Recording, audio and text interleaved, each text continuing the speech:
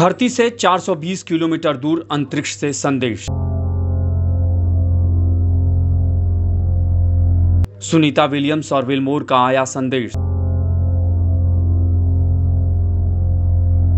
अंतरिक्ष में रहना बहुत पसंद, सुनीता विलियम्स का बयान।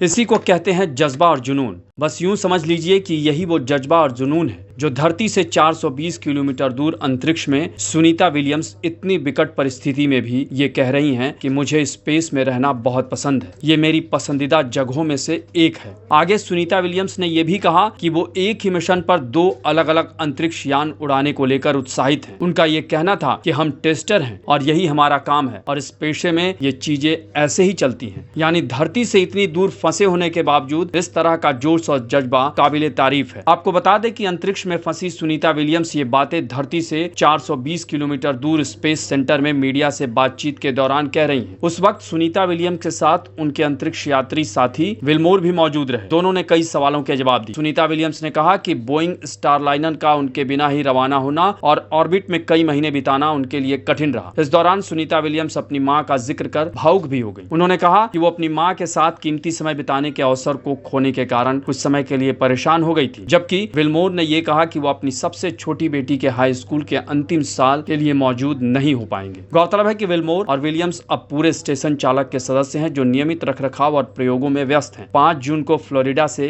उड़ान भरने के बाद ये उनका दूसरा अंतरिक्ष दौरा है। सुनीता विलियम्स और उनके साथी अंतरिक्ष यात्री बुच विलमोर के मुताबिक उन्होंने कहा कि हम स्टारलाइनर को पूरा करना चाहते थे और इसे वापस अपने देश में उतारना चाहते थे, लेकिन अब हमें अगले अवसर की तलाश करनी होगी। सुनीता विलियम्स ने कहा कि इससे पहले हम 2 बार लंबे समय तक अंतरिक्ष स्टेशन में रह चुके हैं। वहीं विलमोर का कहना था कि अंतरिक्ष यान के पायलट के रूप में पूरे रास्ते में कुछ कठिन वक्त था और स्टारलाइनर के पहले टेस्ट पायलट के तौर पर हमें उम्मीद नहीं थी कि उन्हें यहाँ इतने महीनों तक रहना पड़ेगा, लेकिन फिर भी उन्हें पता था कि ऐसी समस्याएं हो सकती हैं जिनकी वजह से उनकी वापसी में देरी हो सकती है। आपको बता दें कि बोइंग स्टारलाइनर जून में दोनों अंतरिक्ष यात्रियों को अंतर्राष्ट्रीय अंतरिक्ष स्टेशन लेकर आया था, लेकिन अंतरिक्ष यान यानी स्पेस में पहुंचने के दौरान स्टारलाइनर को कई खराबियों का सामना करना पड़ा। स्पेसक्राफ्ट में हीलियम लीक और थ्रस्टर में खराबी आ गई, जिस कारण इसकी वापसी मुश्किल हो गई। ऐसे में माना जा रहा है कि दोनों अंतरिक्ष यात्रियों के लिए वापसी अब फरवरी 2025 तक हो सकती है। नासा का मानना है कि दोनों यात्रियों की वापसी जोखिम भरी थी। ऐसे में उनका 8 दिवसीय मिशन अब 8 महीनों से ज्यादा तक चलने की उम्मीद है। यानी अगर देखा जाए तो दोनों अंतरिक्ष यात्री इस मिशन को